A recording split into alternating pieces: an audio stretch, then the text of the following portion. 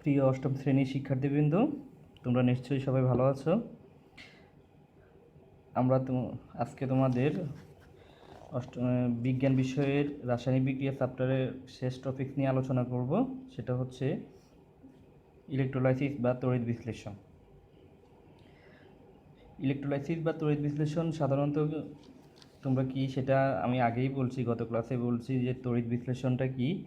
তড়িৎ বিশ্লেষণ হচ্ছে যে আমরা সাধারণত একটি পাত্রে যে তড়িৎ বিশ্লেষ্য পদার্থ থাকে, তড়িৎ বিশ্লেষ্য পদার্থ যদি কঠিনের পরিবর্তে তরল পদার্থ ব্যবহার করা হয় তাহলে সেটাকে বলা হয় তড়িৎ বিশ্লেষণ।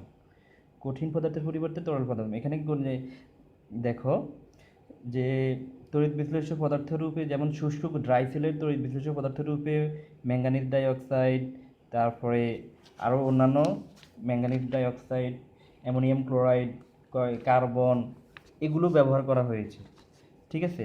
কিন্তু এখন এখানে হচ্ছে তড়িৎ বিশ্লেষ্য পদার্থ রূপে সোডিয়াম ক্লোরাইডের দ্রবণ ব্যবহার করা হয়, সেই কারণে এটা তড়িৎ বিশ্লেষণ।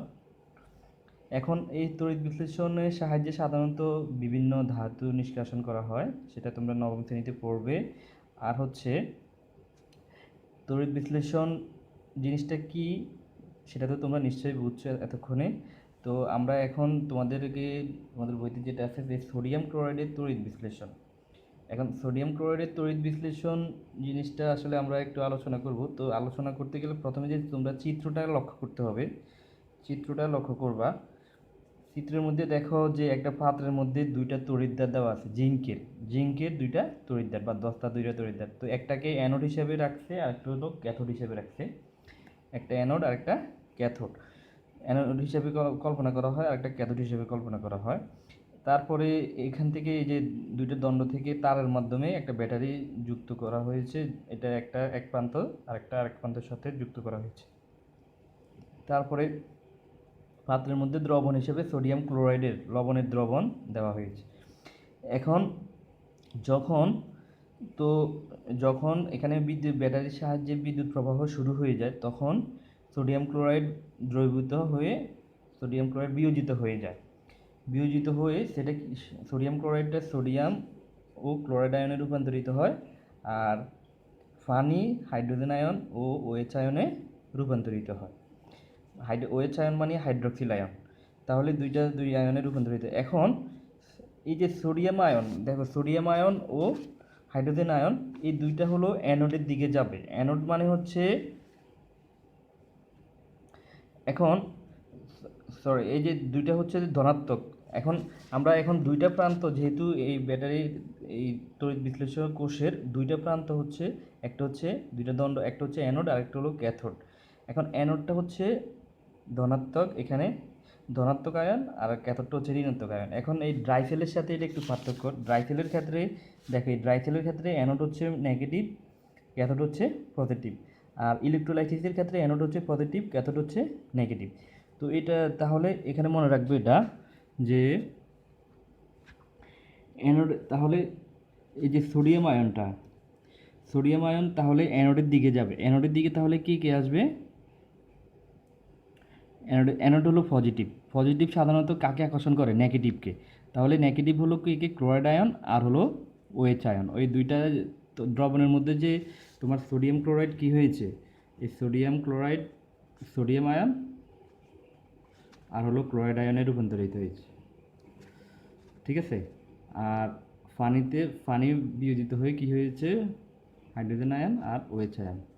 তাহলে এই যে ক্লোরাইড আয়ন আর হলো OH আয়ন, এই দুইটা হচ্ছে অ্যানোডের দিকে যাবে, অ্যানোডে আকর্ষণ করবে। যখন কি করা হয়? যখন এই যে ব্যাটারির সাহায্যে যখন বিদ্যুৎ প্রবাহ শুরু হয়, তখন এই যে OH আয়ন এবং ক্লোরাইড আয়নটা অ্যানোডের দিকে ধাবিত হবে। দেখুন আস্তে আস্তে যখন অ্যানোডের দিকে যাচ্ছে ক্লোরাইড আয়ন, তখন সেখানে এই যে বুদবুদাকার সৃষ্টি হচ্ছে এটা। এখন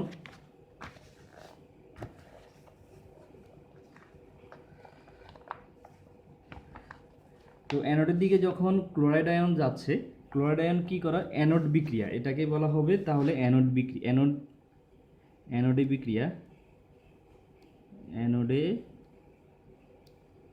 বিক্রিয়া। অ্যানোডে বিক্রিয়া হচ্ছে যে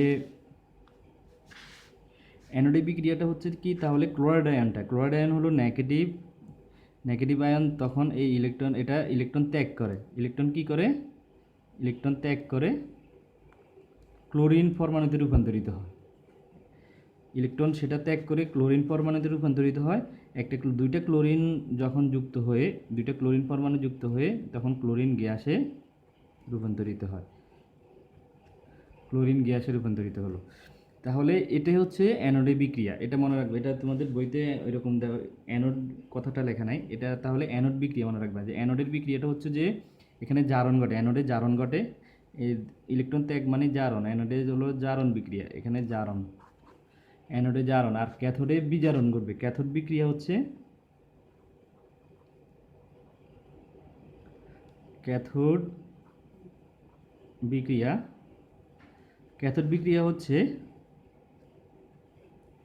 যে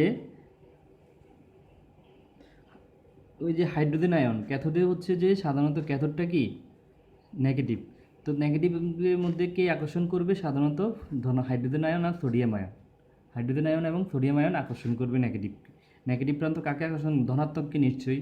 ধনাত্মক হচ্ছে হাইড্রোজেন আয়ন এবং সোডিয়াম আয়ন। তাহলে ক্যাথোডে বিক্রিয়া সাধারণত হাইড্রোজেন আয়ন ইলেকট্রন গ্রহণ করে হাইড্রোজেন পরমাণুতে রূপান্তরিত হয়। আর দুইটা হাইড্রোজেন পরমাণু মিলে এক হাইড্রোজেন অণু তৈরি করে, বা হাইড্রোজেন গ্যাস, এটা গ্যাস হিসেবে থাকে। তাহলে গ্যাস সৃষ্টি হয়। এই যে তাহলে দেখো, তাহলে ক্যাথোডের মধ্যে হাইড্রোজেন গ্যাসের বুদবুদ সৃষ্টি হয়, আর অ্যানোডের মধ্যে ক্লোরিন গ্যাসের বুদবুদ সৃষ্টি হয়। এই জিনিসটা মনে রাখবে। তাহলে ক্যাথোডে ঘটে হচ্ছে বিজারণ বিক্রিয়া, ক্যাথোডে হচ্ছে বিজারণ ঘটে। ক্যাথোড বিক্রিয়া, অ্যানোড বিক্রিয়া। এখন এটাই হচ্ছে, এখানে আমরা এবারে এখানে বইতে দেখো যে সেটা হচ্ছে, দেখো ক্লোরাইড আয়ন অ্যানোডে গিয়ে রাসায়নিক বিক্রিয়ার মাধ্যমে ক্লোরিন গ্যাস উৎপন্ন করে, তাই আমরা অ্যানোডে গ্যাসের বুদবুদ দেখতে পাই। অন্যদিকে সোডিয়াম আয়ন ও হাইড্রোজেন আয়ন ক্যাথোডের দিকে অগ্রসর হয়ে বিদ্যুৎ প্রবাহের ফলে হাইড্রোজেন আয়ন ক্যাথোডে গিয়ে রাসায়নিক বিক্রিয়ার মাধ্যমে হাইড্রোজেন গ্যাস উৎপন্ন করে, বুদবুদ আকারে হাইড্রোজেন গ্যাস দেখা যায়। এবং দ্রবণে সোডিয়াম আয়নটা কী হয়? সোডিয়াম আয়ন ও OH আয়ন থেকে যায়। দ্রবণে সোডিয়াম আয়ন, OH আয়ন থেকে যায়।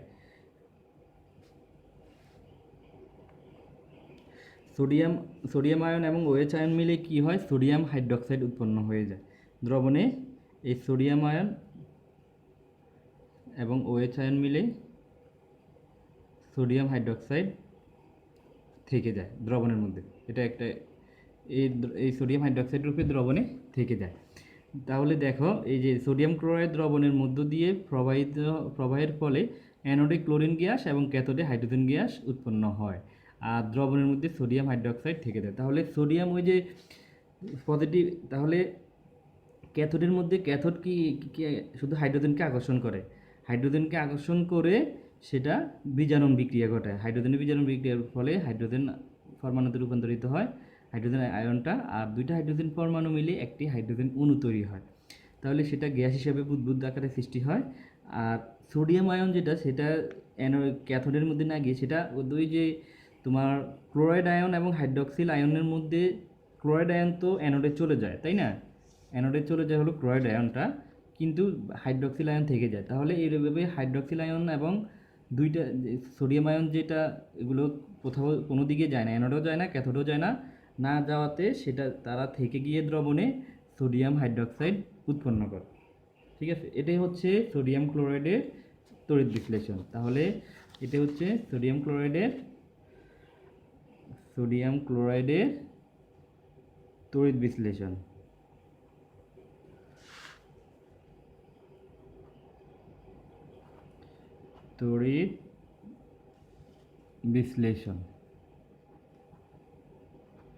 ঠিক আছে।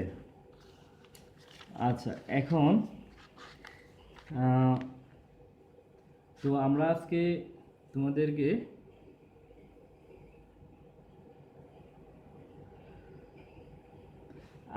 আরেকটু দুইটা জিনিস শিখাবো। সেটা হচ্ছে তোমাদের বইতে যেটা আছে যে তড়িৎ বিশ্লেষ্য পদার্থ, তড়িৎ অবিশ্লেষ্য পদার্থ। তড়িৎ বিশ্লেষ্য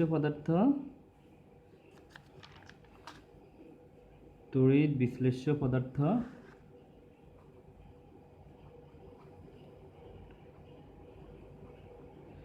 পদার্থ। এই বইতে সুন্দরভাবে দেওয়া আছে, যে সমস্ত পদার্থ দ্রবীভূত বা বিগলিত অবস্থায় তড়িৎ পরিবহন করে এবং তড়িৎ প্রবাহের ফলে রাসায়নিক বিক্রিয়া করে অন্য পদার্থে পরিণত হয়। তাহলে যে সকল পদার্থ তড়িৎ বিশ্লেষ্য পদার্থের রূপে তড়িৎ বিশ্লেষ্য পদার্থ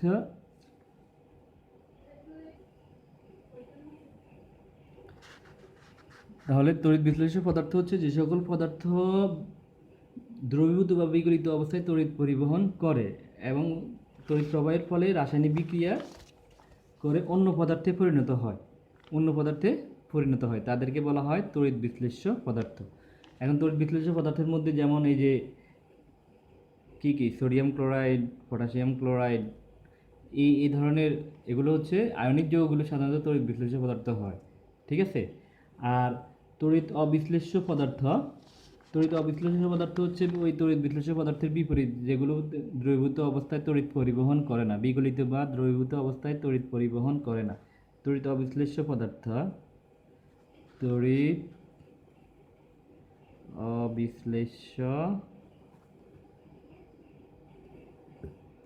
পদার্থ যে সকল পদার্থ বিগলিত অবস্থায়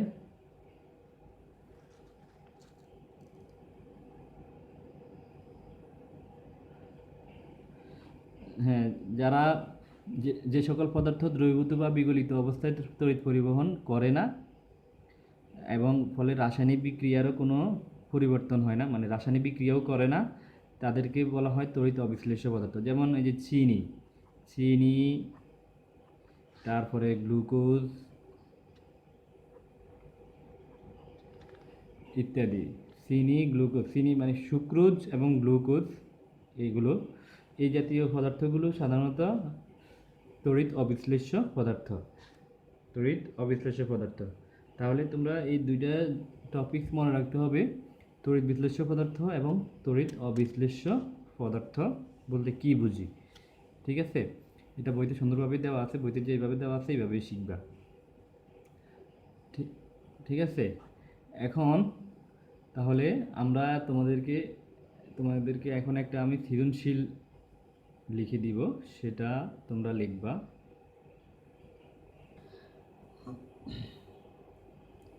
তো তোমাদেরকে একটা সৃজনশীল আমি লিখে দিয়েছি, এই সৃজনশীলটা তোমরা অবশ্যই বাসাতে করবে।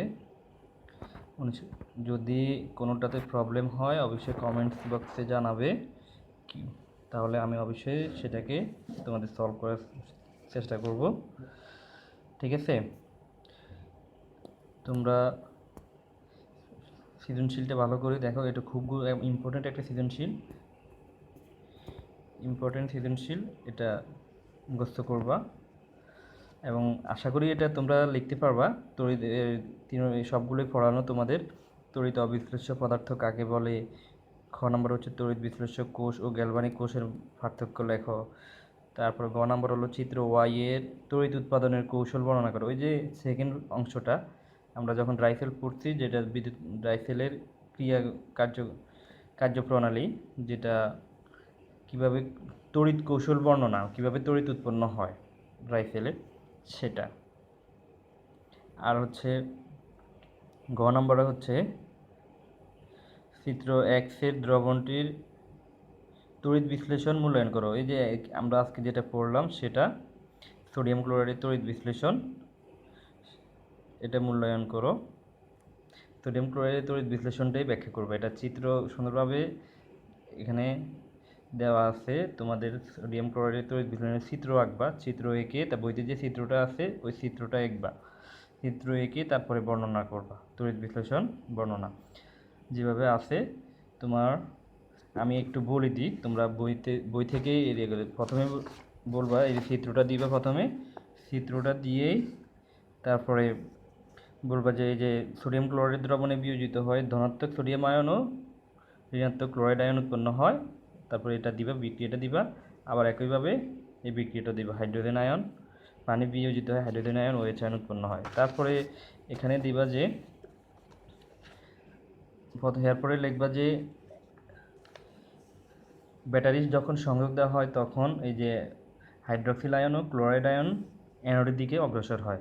তো এরপরে অ্যানোডের বিক্রিয়াটা দিবা, অ্যানোডের বিক্রিয়াটা দিয়ে তারপরে নিচে লিখবে, অথবা অ্যানোডের বিক্রিয়াটা পরে দাও, তারপরে ক্লোরাইড আয়ন অ্যানোডে গিয়ে রাসায়নিক বিক্রিয়ার মাধ্যমে ক্লোরিন গ্যাস উৎপন্ন করে, তখন অ্যানোডের বিক্রিয়াটা দিয়ে দিবা। অ্যানোডের বিক্রিয়াটা হচ্ছে এটা, এই যে অ্যানোড বিক্রিয়াটা যেটা দিয়ে দিবা, এটা সুন্দরভাবে এটুকু দিয়ে দিবা, জারণ অংশ, ঠিক আছে। তো অ্যানোড বিক্রিয়াটা দিবা, তারপরে হচ্ছে এরপরে ক্লোরিন গ্যাস উৎপন্ন হয়, তারপরে অ্যানোডে আমরা গ্যাসের বুদবুদ দেখতে পাই। অন্যদিকে সোডিয়াম আয়ন ও হাইড্রোজেন আয়ন ক্যাথোডের দিকে অগ্রসর হয়, তাহলে বিদ্যুৎ প্রবাহের ফলে হাইড্রোজেন আয়ন ক্যাথোডে গিয়ে রাসায়নিক বিক্রিয়ার মাধ্যমে হাইড্রোজেন গ্যাস উৎপন্ন করে, যার ফলে ক্যাথোডে হাইড্রোজেন গ্যাসের বুদবুদ উৎপন্ন হয়, ঠিক আছে। তাহলে ক্যাথোডের বিক্রিয়াটা, এই ক্যাথোডের কথা লেখা শেষ হলে ক্যাথোডের বিক্রিয়াটা দিয়ে দিবা। তারপরে পরবর্তীতে হাইড্রক্সিল আয়ন ও সোডিয়াম আয়ন মিলে সোডিয়াম হাইড্রক্সাইড উৎপন্ন করে, ব্যাস। এটাই হচ্ছে সোডিয়াম ক্লোরাইডের তড়িৎ বিশ্লেষণ প্রক্রিয়া, ঠিক আছে। তো আমরা আজকে এই পর্যন্তই। এই চ্যাপ্টার আশা করি শেষ হলো। আমরা পরবর্তীতে অন্য এক চ্যাপ্টার শুরু করব। তো তোমরা এই চ্যাপ্টারে যদি কোনো প্রশ্ন থাকে, কোনো কিছু বাকি থাকে, আশা করি বাকি নাই, সবই পড়ানো হয়েছে, তোমাদেরকে আর কোনো কিছু বাকি নাই এই অধ্যায়ের যেখান থেকে প্রশ্ন হোক আশা করি তোমরা পারবা, ঠিক আছে। তো তোমরা তাহলে ভালো থাকো, সুস্থ থাকো। তোমাদের থেকে আজকে বিদায় নিচ্ছি আমি। আল্লাহ হাফিজ।